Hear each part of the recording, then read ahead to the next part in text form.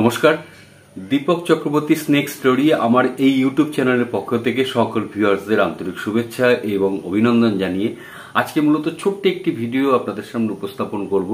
যেহেতু গরম পড়ে গেছে, গরম পড়ে যাওয়া মানেই মানুষের বসত বাড়িতে ইদানিং যে খবরগুলো আমাদের কাছে আসছে যে রাত দুপুরে সাপ ঢুকে পড়ছে, এবং রাত দুপুরে সাপ ঢুকে পড়ছে মানেই মানুষ আতঙ্কগ্রস্ত হয়ে পড়ছেন, ভেবে বসছেন যেন কালাচ। এমনকি আমাদের অফিসে বারংবার ফোন করে বলছে যে আমার ঘরে কালাচ ঢুকেছে, শিগগিরই আসুন। বেশ কিছু ক্ষেত্রে গিয়ে দেখা গেছে যে আসলে সাপটি কালাচ নয়, সাপটি হচ্ছে ঘরচিতি। এই ঘরচিতির সাথে কালাচের অনেকটা সাদৃশ্য আছে, অর্থাৎ কালাচের সাথে এই ঘরচিতির যে মিলগুলো আছে সেইগুলো যদি আমরা ঠিকঠাক বুঝে না নিতে পারি তাহলে কিন্তু আমাদের পক্ষে এই সাপটি নিয়ে বিভ্রান্তি হওয়াটাই স্বাভাবিক।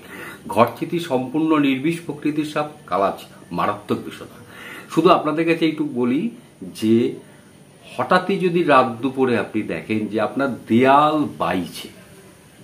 বাইছে একটি সাপ, অর্থাৎ আপনার ঘরের দেয়াল বেয়ে বেয়ে একটি সাপ উঠছে, কালাচ ভেবে বিভ্রান্ত হবেন না।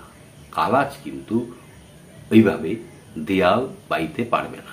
আমি আপনাদের ছোট্ট একটি ভিডিও আপনাদের দেখাচ্ছি। আমাদেরই এক বন্ধু আমাদের সাপ সমস্যা প্রতিকার গ্রুপে পাঠিয়েছিল। ঘরের মধ্যে ঘরচিতিটা ঢুকে আছে, দেখুন সেই ঘরচিতিটা দেয়াল বেয়ে উপরে ওঠার চেষ্টা করছে। পরিবারটি আতঙ্কগ্রস্ত হয়ে পড়েছিলেন। আসলে সাপটি একেবারে সম্পূর্ণ নির্বিষ ঘরচিতি। আসুন দেখে নিই। পরবর্তীতে আমি একটি বিস্তারিত ভিডিও করেছি, সেটা অবশ্যই আমি আপলোড করব, আপনারা দেখে নেবেন যে কালাচের সাথে ঘরচিতির পার্থক্যটা ঠিক কিরকম। সবাই ভালো থাকবেন, সুস্থ থাকবেন। যদি আমার এই ইউটিউব চ্যানেল আপনাদের ভালো লেগে থাকে তাহলে মতামত জানাবেন এবং আপনার সাথী বন্ধুদের দেখার জন্য শেয়ার করবেন। সবাই ভালো থাকুন, সুস্থ থাকুন। নমস্কার।